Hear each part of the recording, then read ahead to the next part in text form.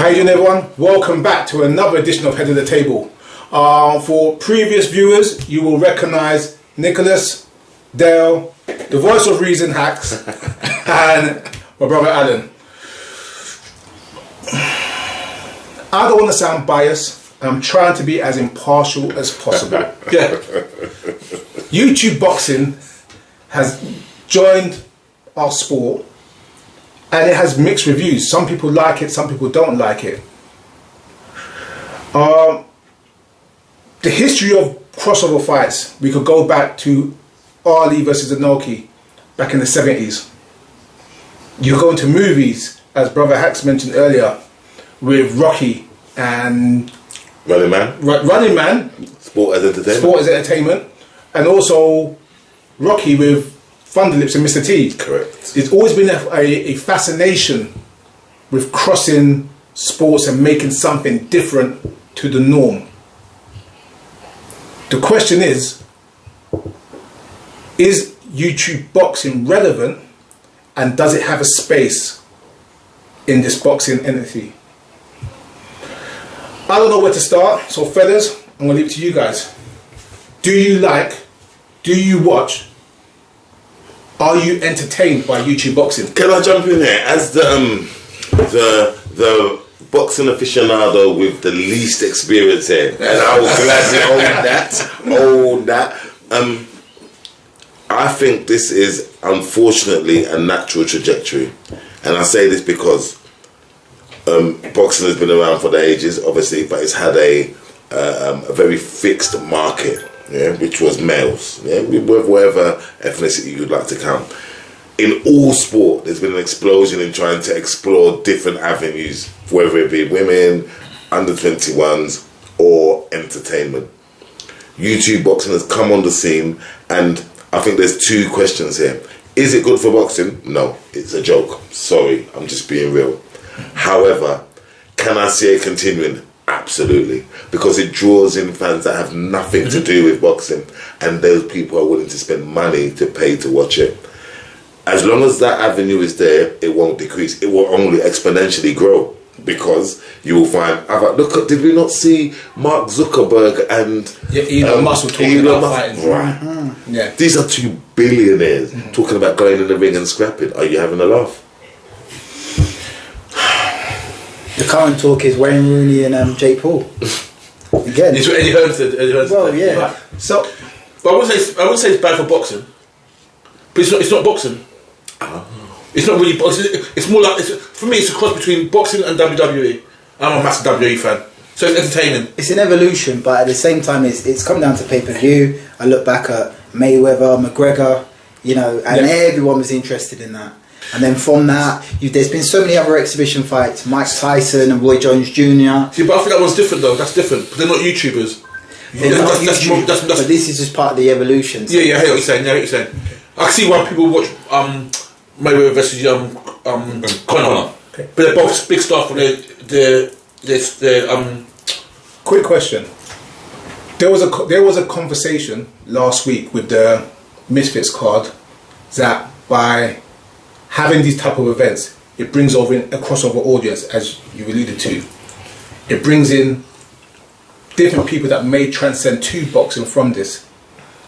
It shows that boxing can be bigger than what it is, because you've got guys that are strictly popular from another medium hitting high pay-per-view numbers and filling out crowds. As much as I hate to admit this, most boxing cards in the arenas don't fill up until the co-main event. Last Saturday, that arena was full from the get-go. 100%. Can boxing learn from this? No. No. Because for me, it's two different sports. In the sense is that it's boxing and it's, as Al said, it's entertainment akin to WWE. Whereas in the people going to watch the misfits, or whatever it is you want to call them, the YouTubers or whatever, they're not there for the boxing. They're there for the person. Like, if it was these guys having a skipping battle, these people would go and watch it. Do you know? And sadly, it's true. Sadly, you understand what I'm saying. For me, sorry, Nick. For me, boxing can learn from it, and I actually think to some degree boxing has, because I think with the emergence of Eddie Hearn, obviously he's been around for a while now, but then he started bringing on cards that, people were more interested in the warm-up fights. And I think boxing can learn from it in the fact that you can have a lineup where the first card is something you want to see. When was the last time we had an undercard that we said, we want to watch from the first fight to the last? Go back to Butterbean. That's it. Go back to Butterbean. We were all watching. Honestly, when was the last time that you don't get a card? Whenever you. Right, so okay, let me go old school. Let me go real old school. You guys will remember. Remember the days when we had the double cards where Sky Sports would put on a card at like 8 o'clock in the evening. Yeah. It will end at 11, 12, and then you go to the America for the American fight at 2 o'clock in the morning. Yeah. Good days. Good days. Yeah. We'll all be there. If you came for the early fights, you might go home and sleep for a couple hours and come back, or you go through the whole night, or you go to a bar and come back. But the point I'm making is that it was an event from 7, 8 in the evening to when it finished 6 in the morning. So boxing has got it right. So is it that the YouTube boxing hasn't got it right? It's that boxing's got it wrong by dropping off those stronger cards. True, but as well, I think with the YouTubers, I'm a coach, football coach for my boys' team, and we was at training last week, and the boys were talking about the fight. The boys knew more about the card than I did. Mm-hmm. They were talking obviously with prime drinks and whatever else. Yeah. They all knew. They all knew. Yeah, but they know what I'm trying to say. They know about the card, but I bet if you ask them about anything that's happening this weekend, not a clue. I concur with you. I've got an 8-year-old boy knows nothing about boxing. Knows that Mike Tyson was a bad man. That's it. Knows Muhammad Ali was a great, but that's it. But he knows about KSI. And he knows about Logan Paul, and he knows about Prime. Yes, is that good? But does he know about them as boxers, fighters, whatever? No, he knows about them as a He knows about what they're doing on YouTube, 100%. What they're doing now in WWE. That's where it's come from. That's where the interest comes from. That's where I'll say I don't think it's about the boxing with a lot, because when I spoke to you during the week, I said to you, did you see the audience? Yeah. In there. Yeah. None of them. Well, none of them look like traditional boxing fans. Like I said, them wouldn't go to your call, wouldn't go to Common Box, wouldn't go to the MEN arena for a real boxing card, because they would have no idea. They wouldn't know anybody. No offense, because I'm not the biggest oracle when it comes to boxing. You know what I mean? But they wouldn't have a clue as to what's going on. I guarantee half of them wouldn't even know what punch is being thrown. It's just he's hitting him, he's hitting him. Yeah. Someone's getting knocked down, hopefully, and that's it. I can now go back and say, unfortunately, say a lot of them go back to school and say, I was there, I watched KSI fight Tommy Fury, I watched Logan Paul get taken down by MMA man and things like that. Do you know what I mean? And that's where I think it differs from boxing. You was say, Allan? The only thing I say was concerning me for boxing is when Eddie Hearn has been the boxing promoter for almost 15, 20 years? 15 years. Mm-hmm. Right, and he said his biggest paid purse was doing KSI versus Logan Paul. Mm-hmm. Now that's worrying. Mm-hmm. All the fighters he has, he's done. Yeah, he's done. Yeah. And the biggest person he had by a mile was KSI. But that isn't a surprise. I'm not surprised. But it wasn't surprising, but it's worrying for boxing. But that's So let me tell you something about that KSI Logan Paul fight. Mm-hmm. I'm not gonna lie, guys. You know me already. I love boxing. I didn't even know that was a fight. I didn't even know it was on. I found out after the fact, maybe a week later, someone was saying like it went right past my radar, because when I go to my boxing websites and I'm reading what I'm reading, I see YouTuber Logan Paul KSI skip. Like it's not part of my radar. That hit the audience because, like you said, it hit that crossover audience. It hit their individual markets. I don't follow those type of people on YouTube or on their social media, but reportedly they have millions of followers, and their videos get millions of views because they have that audience. To be fair, if it wasn't for boxing, I would never know anything about KSI, Logan and Jake Paul. Now you could see all these Salt Pappy and correct. Correct. The names. I wouldn't have a clue who any of these people are. Yeah, correct. I still don't, to a certain degree. I know that you've got the ones that are at the top of that level. The only flip side, sorry mate, to cut you. The only flip side I would say is this not good for the level of boxer that's not at world class that will benefit from being on those cards and making extra Tommy change Fury. and getting He's not a boxer. He's not a boxer. He's not a boxer. Very good point. Very good point. If they, not that I want it, if they crossed the cards where you had YouTubers with real fighters, so you could increase the audience of both sports by getting the YouTubers seeing real fights and fight fans saying, "Oh, these are the YouTubers." I want to give you an example. Look at the fight tonight. Yeah. The Wild Chamberlain. Yeah. Now, if that was mixed in with the KSIs and the local, the exposure they would get would be exponential to consider what it would have been. Let's move it to your call, right? Exactly. Smaller, right? Yeah, I'm just saying. it would have been good, but I suppose it was a bit late notice to try and get something in No, but place. this is where the promoters need to be clever. Yeah. No, I agree. If that's something That would have I think worked. it could work, That would have worked, maybe. It possibly could work. I've got a question for you guys, and this is one of the biggest issues I had with last week's card in particular. It's the first time. Well, no, I've got two issues with it with the YouTube boxing, but one of the biggest was last week. Is that on the card last week they had at least 3 fights they were claiming to be for the Misfits World Championship, and they were delivering belts. Yeah. It's laughable. It's not even. They were serious. I made a joke last week on This Week in Boxing that I'm in my 40s, and if that's the case, I could be the Misfits Heavyweight Champion. And the point I'm making is that the quality was so low that anyone could walk in off the street and say I'm a world champion. It discredits the sport. On top of that, my second issue is when you have people like Jake Paul saying he wants to fight Canelo, like they're actually on the same level. And the point I'm making about putting them both together is that those type of things are trying to legitimize it as an entity on comparison with boxing.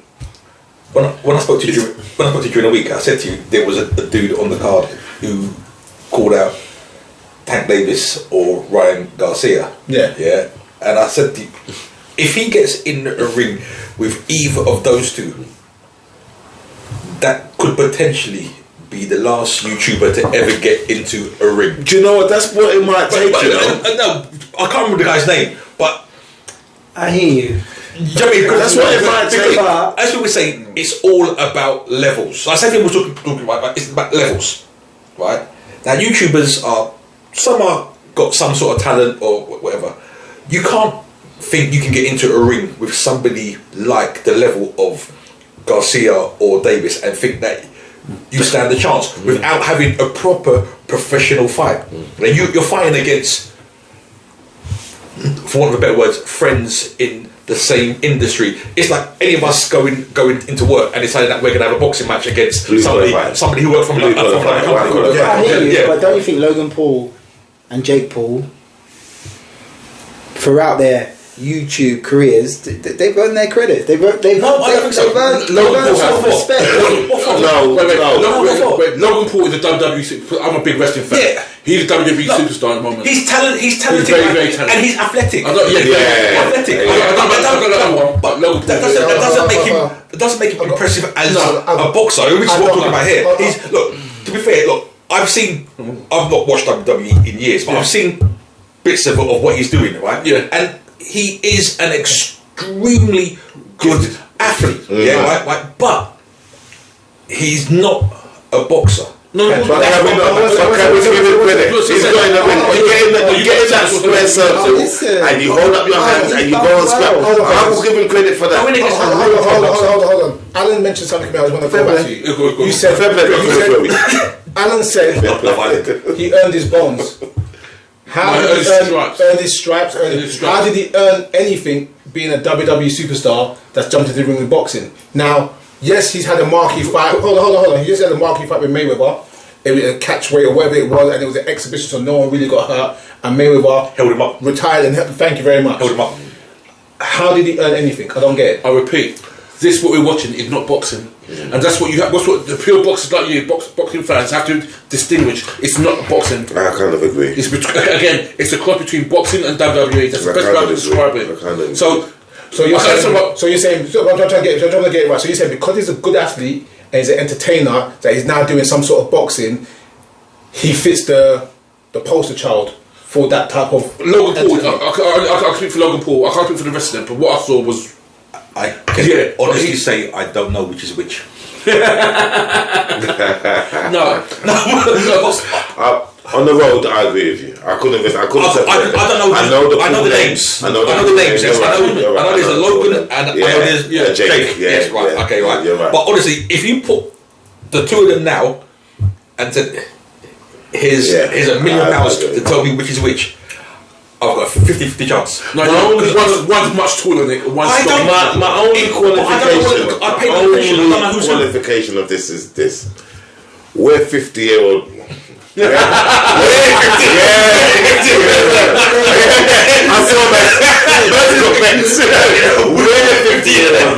For our generation, we don't matter. Yeah, we've set that already. The younger generation are the ones who are going to decide whether or not this is relevant. So the question then is, are we going to accept and understand, or are we going to try and influence and direct? Right, so I get your point, but I want to change the narrative slightly with this end. As all boxing fans, we all grew up with Ali in our houses at some point, and a whole bunch of heavyweights: Joe Frazier, Kenny Norton, George Foreman, XYZ. And at that time we were kids, we thought they were the best of the best of the best of the best of the best, untouchable. Still great heavyweights, don't get me wrong. But as we watched the sport, we've grown with the sport and said, wait a minute, we could add Tyson in there, Holyfield, Lennox Lewis, you can add people there, Holmes. The point I'm making is that just because you knew something at one point, it doesn't mean you can't grow and learn individually. So even though we're not the target audience for YouTube boxing, as boxing fans, we've grown with the sport and seen all the interchanges. If this was a legitimate entity, as boxing fans, shouldn't we have joined or been integrated into it? We haven't, because, as Allan said, it's not really boxing. Does that make sense? Yes, it does make sense. It does make sense. 10, 15 years ago, it was a similar debate. It was like boxing or UFC. And people were like, oh, UFC, no. It's never going to work. Never going to work. It's never going to be as big as boxing. Look at where it is now. It's not as big as boxing, but it's big though. It's big. It's massive. To some people it is. Some people it is. That is UFC. Arguably, they have more consistent fights and good cards. And level fights. And their champions fight. They go at this. There's none of this. The power is more centralised. Respectfully, we're going slightly wrong. The UFC has more cards and centralised champions. MMA as a whole is still pretty raw. I know 3, maybe 4 MMA organisations. No one's going to any more. No. That's why we say UFC. But maybe like some of us are approaching 50 now, but maybe 65 we'll have this conversation again, and we'll be like, you know what? 15 years ago we were talking about YouTubers, and look where they are now. I like that. One second. This is not really YouTube boxing, but we're talking about the MMA element, and they're going to crossover, which YouTube boxing is a crossover. Next week we got the Fury and Garnu. That's a crossover. Now, again, boxing fans are not happy about it. We all know the reasons why. We're going to do a video on that on the table shortly. But it fits into that same element of it's not really boxing. Yeah. But doesn't having the best heavyweight in the world, a heavyweight some people consider top 10 of all time. Some people do. Don't look at me. Some people. Some people do. We may not. Some people do. Some people do. Wow. Especially if they're Irish. Some people do. Yeah. Unified the division. Yeah. And you've got the UFC. And you've got a UFC champion who left the organisation with the belt. Yeah, because he weren't beaten. So you've got 2 legitimate people from different sports, and that fight still can't be legitimate. So how does that make the YouTube boxing any sort? And that's the part I'm making, is that it muddies the waters by crossing everything over when it doesn't really have a clear. It's got a clear audience, but it doesn't have a position right now in either sport. But this is what I'm saying. You've got to take it for what it is. That's what boxing is boxing. And this is entertainment. Yeah, it's entertainment. I know this is a crossover fight, but this is more of a fair crossover fight because it's two martial artists, two athletes. Sportsmen. They're sportsmen. They're legit sportsmen. Yeah. The misfits, they're just. I agree. Like me and Nick could go in there, have a massive audience, and go for a fight. I might try it. We make some money now. Even I'm mad now. Just for understanding why the McGregor and Money Mayweather makes sense. It's all about timing. Yeah, the timing makes sense. The timing of Mayweather and McGregor is perfect. They done that perfect. Yeah. What discredits this fight, the Fury, just because obviously in the back of my mind we wanted Fury to fight Usyk. So this is what discredits this fight.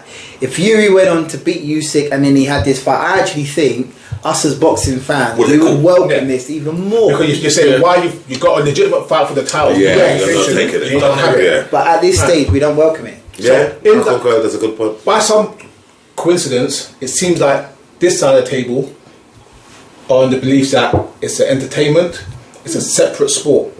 On this side of the table, seem to be more the lines of like, it has no part within our sport, but you understand why it's there. Yeah, that's it. So we know why it's there. So the question really is, moving forward, how do we get it right?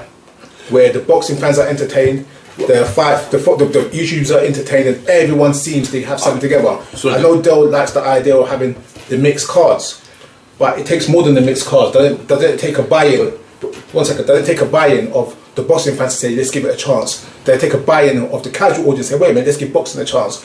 They take promoters saying, all right then, let's invest in this. Let's actually get these guys, these YouTubers that want to fight, let's get them in legitimate gyms and do things. Can I say? Sorry, I'm going to say, go on. This is where boxing shoots itself in the foot. So we're all boxing fans, so we know about it. But if you're just a normal person on the street, when you watch boxing, you'll hear about boxing, drug cheats, not getting the right fights together. People get turned off. They don't want to watch that, bruv. But when you get to the YouTubers now, they watch it and they see like tag team boxing. It's like an evolution of it. And I say to us, we're boxers. Yeah. We like boxing. But to the normal man in the street and the lady, they want to watch that. But it's fun.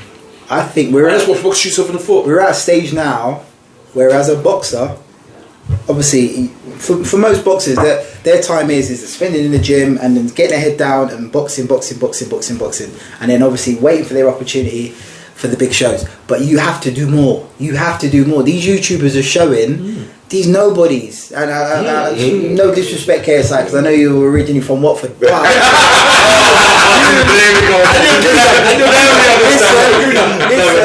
you started off being a nobody, but you put yourself out there. You've got the views. You build the audience. I think as boxers, we can learn from this.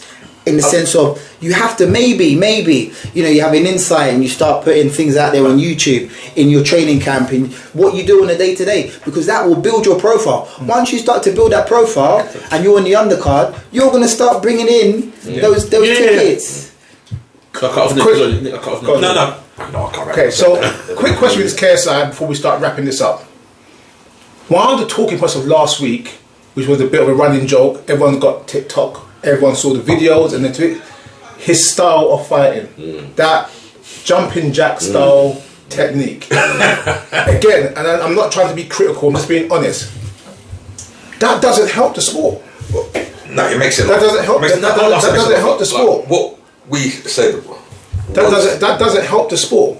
It causes it makes people. It makes boxing look stupid. But again, I know. Okay, you say it's not sport. Exactly. That's not boxing. That's not boxing. No, but I'm saying, because if people see that and like the YouTube fans see that and think that is a way of actually fighting, then it does make it look ridiculous. Because I think I spoke to Ryan Kinamick and I said to him, if he was fighting, and again this is going to sound kind of rude, a real boxer and not Tommy Fury, any real boxer would have worked that out by the middle of round 2. Tommy Fury is a boxer. Oh, no, is he really? No. He's a boxer. No, he knows boxing. Listen. Hold on. we cannot discredit. We can, man. On Tommy Fury, because it goes back to like an undercard. We can have Fury versus AJ, and Tommy Fury. Oh. So when I say Fury, I'm talking Tommy. But Tommy Fury could be on that undercard. If he's on that undercard and he's fighting against at that point he's a boxer. He's a boxer. I'll give you that. Okay, but then obviously because now he's fighting his crossover fight, he's not a boxer. No. Okay, let me change what a good boxer. What I meant in that case. Yeah, thank you. What I was saying is he's a boxer in the sense that he puts in the work. He puts in the work in the gym, everything else and that, right? But he's not a very talented boxer. That's what I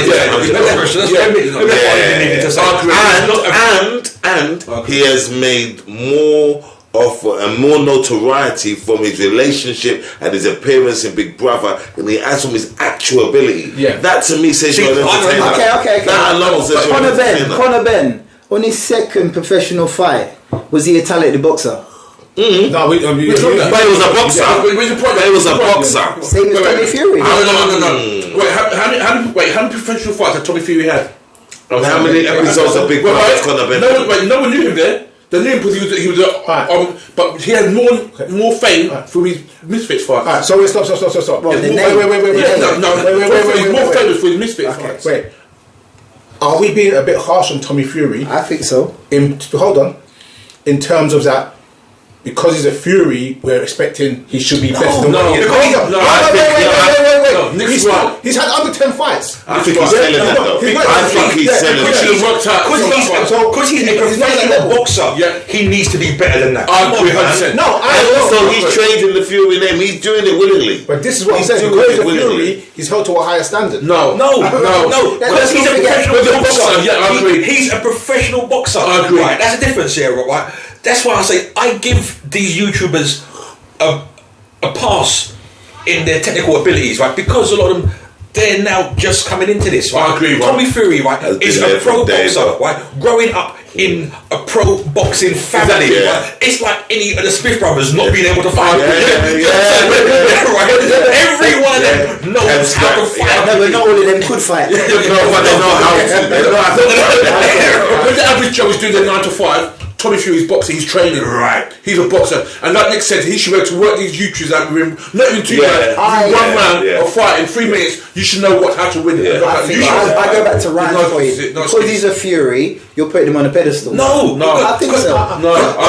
Because he's a pro because he's a pro boxer. That's the most important thing. How many times have we watched boxing and watched the undercard and you got a guy who's 3-0, 4-0, and we're like, give him a chance. We see a guy 10-0 going, he's still fresh. Now we've had the anomalies that has changed our perspectives. You got Teofimo Lopez, who was world class within a few fights, Lomachenko and others. Inoue. But you get my point. We've got a few fighters in the field that show that you can be world class at an early stage. Yeah. But generally, most pros don't get into their flow until they're 15-20 fights in. Hanson. Good example. But again, that was all name. That was nothing but in his first fight. I agree. That was all name. Was nothing else. Fair play to him. Has he improved? Has he improved a lot? Has he improved? I've seen recently. I haven't seen a video. Before we're going off track, and let's start to tie this up. Do they pay for YouTube? YouTube boxing's here now. Yeah, it's got an audience. Yeah, it's bring something to the table that if you like it or don't like it, you have to appreciate some sort of element of it. As I said, I'm not a fan of it, but I do appreciate that the audience was there in the first belt. Yeah. Where does it go next? You have to get to that point. And the reason why I say where we're going next, because that card last week was mostly the worst card I've seen in my life. It was the worst presentation of boxing. I hear you.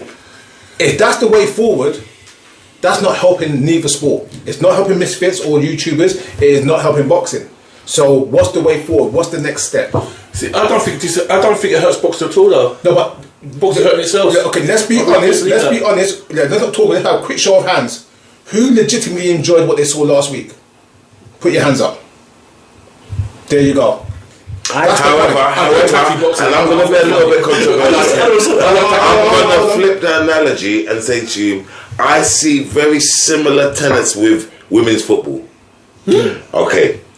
We have an established criteria for football in this country, and it's generally male. Yeah. We have currently seen a big push, a big drive to recognise and encourage women's football, whether it be on Sky Sports News, reported in the papers, whatever it may be.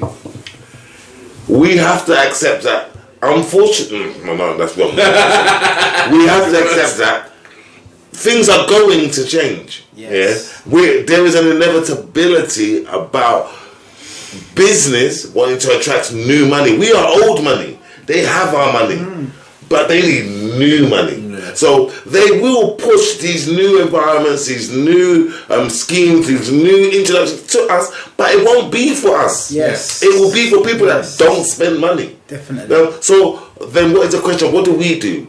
I don't think we need to do much. We still continue to focus on the purity of the sport, right? We can let the other people do their thing, and if it comes into our focus, or if we see it, oh, that's funny, that's a joke. But we know what real boxing is. We can never confuse real boxing with what KSI and Jake Paul do. Amen. We can never do that. Hallelujah. We can never do that. So let them exist in their thing. That's cool. In my own humble opinion, it will rise and it will fall, but boxing will stay forever. I agree. Yeah. And I think that is the way we end the show. Wrap it up. Yes. I think, Brother Hacks, Well said. this is why we call him the voice of reason. Yeah, that's what Cheers, brother. Cheers, brother. Cheers. Thank you, gentlemen. Love that. Everyone, I don't know where to start. Please share, like, subscribe, and leave your comments below. Yeah, I think it's here to stay, and Hacks has summed it up perfectly. Thank you for watching.